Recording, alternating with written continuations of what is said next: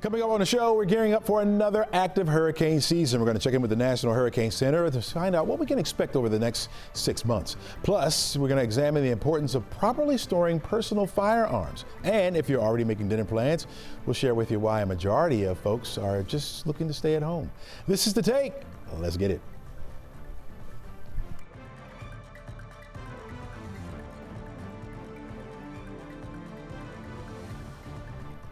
Hello and welcome. I'm Chesley McNeil, and this is The Take, where we go above and beyond the headlines and we look at the why and how stories are impacting you and your community. We invite the experts in to share their take as well. They have all the expertise, so let's invite them in, right? Get their take on it, and we try to have a little bit of fun as well.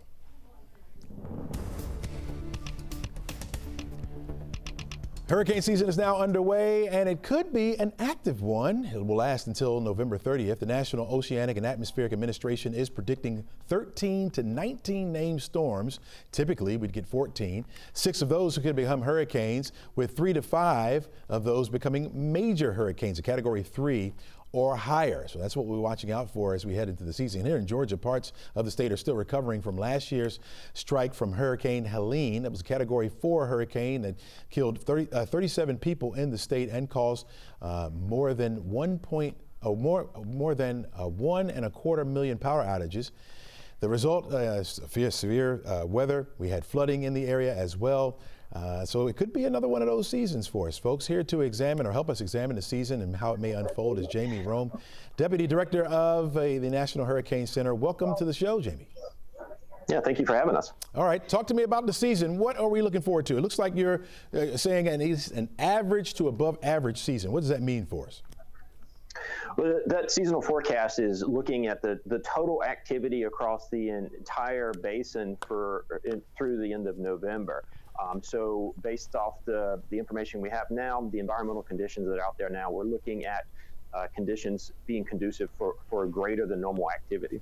Mm-hmm. I see that you have a feature right there off our coast. Talk to me about that a little bit. So right on cue, and this is pretty normal for early June, we're watching an area of disturbed weather here. It's actually what's causing all the heavy rainfall of the southern Florida peninsula, sort of draped down here over Cuba and the Bahamas. As this sort of pulls northward over the next several days, there's a small chance that it could develop into a tropical system or acquire tropical characteristics. But what we do know, what is very, very certain, regardless of that, is it's going to spread the heavy rains, heavy tropical rains into South Carolina and North Carolina mid to late week. Wow. And as you said, right on cue, early, right? Is it typical to see these storms so early in June for the first part of the season? Yeah, this is textbook in terms of how hurricane season would normally start. You would normally have this sort of old frontal feature sort of sagging down here, and as it lifts back to the north, they sometimes generate tropical cyclones, usually on the weaker side, but nonetheless, the heavy rains that come with these systems are anything but weak. We are here in Atlanta, right? And we consider ourselves to be a little inland. I think folks are under the impression that when you're a little bit inland, you're a little bit safe from these storms. But as we saw from Helene last year, you can still have some powerful impacts around here. Talk to us about that. Yeah, and we're seeing more of that, meaning these systems are able to penetrate farther inland with their impacts, either in the form of wind or more commonly heavy rains. In the case of Helene, unfortunately, you got both. But that's occurring more frequently. So people who live sort of just beyond the coastline, or maybe they have to drive several hours to reach the beach, often sort of think of hurricanes as not really their problem. And I'm here to tell you, increasingly, they are your problem. Yeah, we felt those effects. We certainly understand that. With the increased number of hurricanes forecast, or at least named storms forecast this year, what's our probability of maybe seeing another Helene, or can you talk about that? Well, the ability to predict that far out, that's beyond the reach of science, unfortunately. So we can't sort of pinpoint where storms are going to form or where they're going to go. But what we can say is in seasons that have conditions like we're seeing now, where you have greater than normal activity, the odds across the board, meaning for everyone in the hurricane belt area, go up. And that's why we're stressing, especially now at the start of hurricane season, the importance of readiness. When you talk about getting ready, what should we do, especially for folks here in Atlanta? Do the same things I'm doing. For the month of May, I prepared my home for hurricane season. So, get out your hurricane supplies, make sure you have everything you need. If your garage is anything like mine, things tend to walk off. So make sure you find them and put them back into their correct place, or replenish supplies, especially batteries and things like that. And more importantly, make sure you're ready and able to sustain a prolonged power outage. Right, power outages, certainly a possibility. Even tornadoes, right? We tend not to talk about that too much, but tornadoes are certainly a possibility with these hurricanes moving through, right? Yeah, and we saw that last year in Florida. We had this huge tornadic outbreak on the eastern side of a system that moved to the west of us, just to the west of us. So yet another reminder of why we can't focus on where the center sort of moves. You sort of have to look at the totality of the whole picture that comes with the hurricane. Quickly, last question for you. These storms seem to be getting stronger and stronger. Is there a reason for that? The science is still evolving on that, so we're still at the front edge of understanding. But in general, there is a body of evidence emerging that the impacts of these systems are increasing as things evolve. More specifically, we're seeing more heavy rainfalls occur with these systems, and you saw that last year with Helene. Is there talk of adding maybe another category, maybe extending it a little bit? No, there's been no, and the decision would be here at the National Hurricane Center. There's no discussion right now of adding an additional level to the Saffir-Simpson scale, because if you look at a Category 5, if you look at the definition of a Category 5, it includes things like catastrophic damage. At some point, we would just be watering down the message and sort of diminishing the messaging that goes with Category 4 and 5. Got it. Jamie Rome, National Hurricane Center. Thank you so much for joining us this morning and adding all that insight. Really appreciate it. Thank you. All right, don't forget you can get live radar and extended forecast whenever you want to at your time, folks. Weather Impact 24/7 right here on 11Alive Plus. Stay tuned for your local forecast and your impacts. You get all the information that you need right there at your fingertips whenever you need it. It's streaming right now. You can check it out, of course, after the take. Your 7-day outlook shows that today we'll be looking at temperatures getting on up there a little bit. 87 degrees will be our afternoon high temperature. About a 20 or 30% chance that we could see an isolated shower or two pop up for tomorrow. That'll be tomorrow. We'll notice the clouds increasing tonight. And so temperatures will be a little bit lower. 84 degrees will be a high temperature on Thursday. 20% chance for the rain. I think we start off with the clouds. The sun will return late in the day. And then Friday, we're looking at 88 for the high temperature with full sunshine coming back, and then a higher chance of rain coming over the weekend. We're back right after this. All right, with the country on economic shaky ground, President Donald Trump is pressing forward with controversial economic policies. Joining us now is NBC Washington correspondent Alice Barr, who's been covering politics for years now. Good morning to you, Alice. And let me just say, the Senate is back in session, taking up the president's big, beautiful budget bill. Where does that stand right now, and how much pushback is that getting? So, yeah, the Senate's going to start taking a look, and we heard from Senate Majority Leader John Thune, the top dog in the Senate, that he wants to get this passed and to the president's desk by the 4th of July. That's a date that the president himself has been pushing for. But there is some pushback. There are a number of Senate Republicans who are uneasy with how much the bill as it stands right now is projected to increase the deficit, and it's by a lot, upwards of $3 trillion, according to some independent estimates that are out there. This bill did already pass through the House, but then these Republican senators, and there were some House Republicans, we should note, too, that raised concerns about that increase to the deficit, but ultimately they were persuaded, for the most part, to go along, enough at least.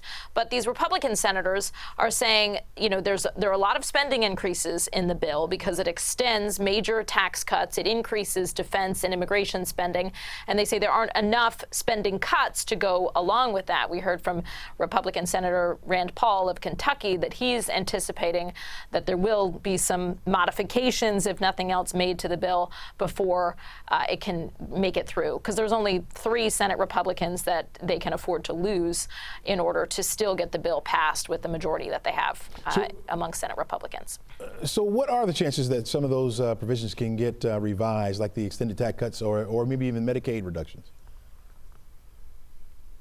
Yeah, so the tax cuts do seem to be broadly popular among Republicans. They seem to want to continue that. These are the Trump tax cuts that began back in 2017, and they're set to expire, and Republicans want to see them made permanent. And I think that is likely to be maintained. For instance, Senator Paul said that he wants to see the tax cuts approved, and he thinks that that is pretty much where this bill should be focused. There are concerns among a swath of Republicans about trying to offset those tax increases and the other spending increases, or rather those tax cuts, expanding those tax cuts and the other spending increases through cuts to Medicaid. And there have been a number of Republicans who've felt uneasy about Medicaid cuts because that's going to affect people across the political spectrum. These are for people who are low income. It's for families that maybe have disabled family members that are being supported through that Medicaid health insurance plan.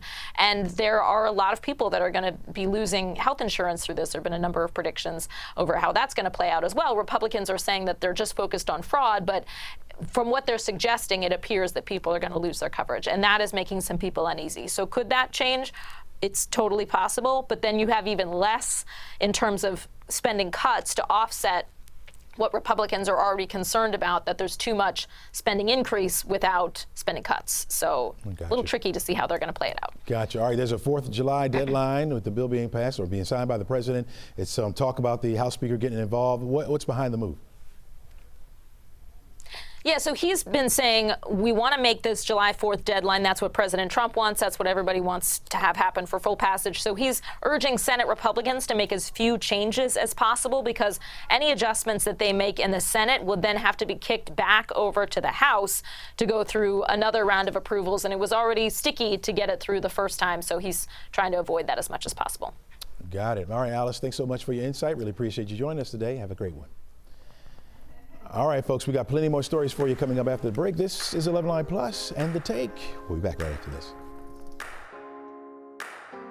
All right, welcome back to the show. This is the first of 2 National Gun Storage Safety Weeks, serving as a reminder for firearm owners to have their weapons properly secured. Joining me now is Kia Glenn with the National African American Gun Association. She's also a certified firearm instructor based right here in Atlanta. Kia, welcome to the show. Oh, thank you so much for having me on. All right. Talk to me about Americans and storing safety. How good are we? Or how bad are we? I think that once we purchase our firearms, we kind of get laxed and we're not as safe as we want to be. That's why the importance of engaging in gun storage check week twice a year is a good way, just as you would check your fire smoke detectors, or get an oil change. You should also incorporate the gun storage check week into your annual routine. And when we talk about storing, Kia, we're talking about maybe a locked box or a safety deposit box. How do we do that? Well, there's a few different variables for gun storage devices. You have the cable locks, and then you have a lock box. You have a lockable gun safe, which has a combination. Or you can even go as grand as a full-size gun cabinet or safe. And they can be as large or as tall as you are, as big as a room. How much of your overall instruction focuses on the proper storage? Repeat that, please. How much of your overall instruction, when you're instructing firearm owners, how much of your instruction goes to properly storing your firearm? We do emphasize that because if you're going to own a firearm, it's very important that you maintain a safe environment in your home around people such as children. You could have someone who's in crisis at the house. You have guests or other members of the family. They lack the knowledge on how to use firearms, or you can also have a home invasion and have a thief steal your firearms. So we do stress the importance of locking away your firearms to make sure that they do not get into the hands of people who do not know how to use them or who should not be using them at all. Kia, would you say that the apprehension to store properly comes from maybe some anxiety about if someone comes in and you're trying to defend yourself, you can't get that lock off or you can't open up the safe? Do you think that's part of it? I do think it is a very important thing that people think about. That's why, just as you practice at home with what we call dry firing, which would mean that your magazine is completely empty. Your ammo is stored in another room, and you practice firing and going through your fundamentals. You should also practice storing away your firearm and how quickly you can have access to it. So that's why having the different types of gun safes, such as biometrics, where you can do the fingerprint, or a lock box right next to your next to the bed, would be something that we would encourage. Gotcha. Georgia recently enacted a permitless carry. You know, how much of that has changed the questions that you receive from your students during training? It does change a lot. People want to exercise their freedom to carry, but we stress training and education. It's important to, just because you can, that does not mean you should open carry, just carry without any education when it comes to how to properly use a firearm. Gotcha. How do people find you that are maybe thinking about buying a firearm, want to get that training from you, want to know how to store properly? How do we get to you? You can email me at kia@bisonsurvivalacademy.com. KIA@bisonsurvivalacademy.com.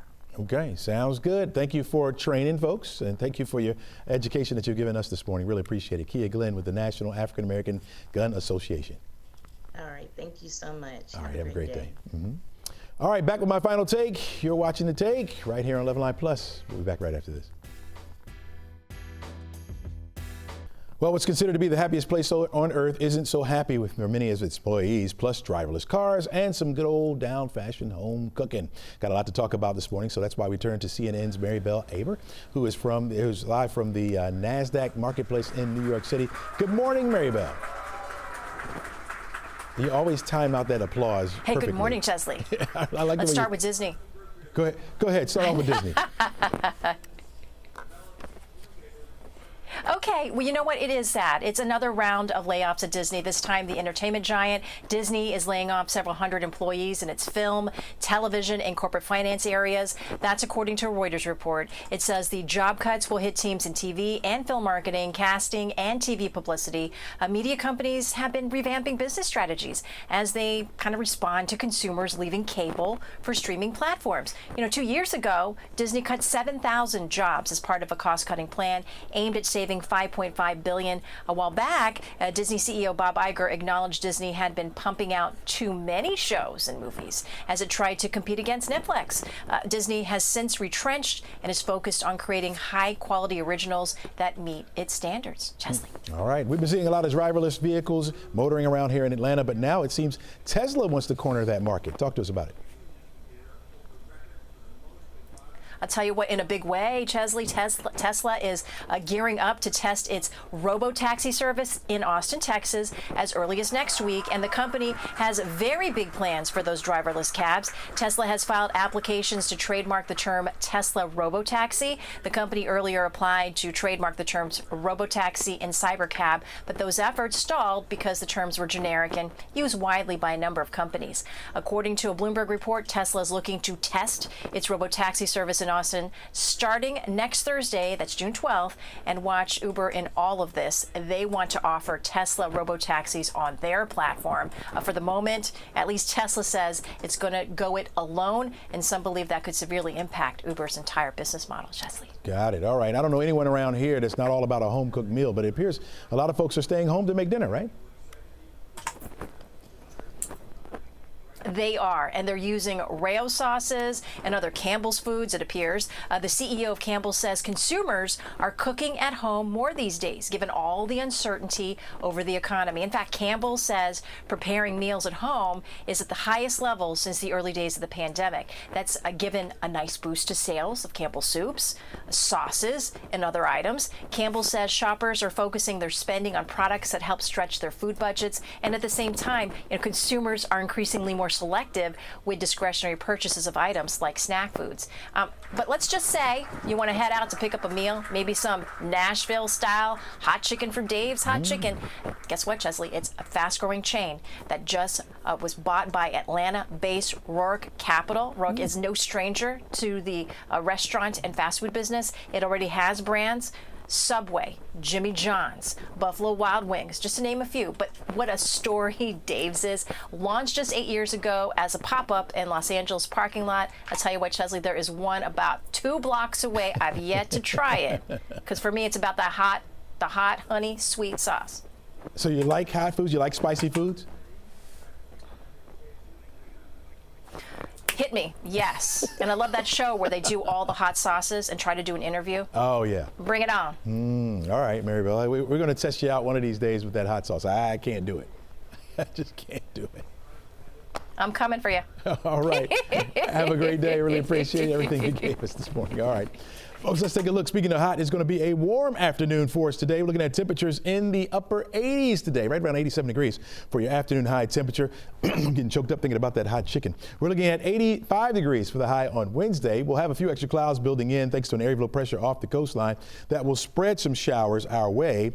And right now it's a 20 to 30% chance. So not everyone will get wet from this, folks, but we will have a few isolated showers around. That threat goes down just a little bit as that area of low pressure will start to pull away on Thursday. I think we start off with the clouds, a 20% chance in the morning. Once we get to the afternoon, we'll start to clear it out, get that sunshine back. We'll hold on to the sunshine for Friday. Again, that area of low pressure pulling away, so we should be a little bit drier on Friday, certainly warmer because of the extra sunshine around, and some of that haze should be out of the way as well. So you're looking at 88 degrees for the afternoon high temperature. Then here comes more rain. I know you got plans for the weekend, right? Whether it's Saturday or Sunday, you're looking at the threat for some isolated showers or scattered showers, mainly during the afternoon on Saturday. We'll give it a 40% chance, 60% chance as we head into Sunday. So a little better chance for that rain to be around on your Sunday, and that will carry us over into Monday. I don't think the front will make it all the way through the area. And so, yeah, that hot and sticky weather, the muggies will come our way, especially with those overnight lows. You can see starting off in the morning on Saturday and Sunday, temperatures will be in the 70s. So we really will start to feel those muggies over the next couple of days. 85 degrees for a high temperature. By the time we get to Monday, it looks like we're going to remain unsettled a little bit as we head into the work week next week.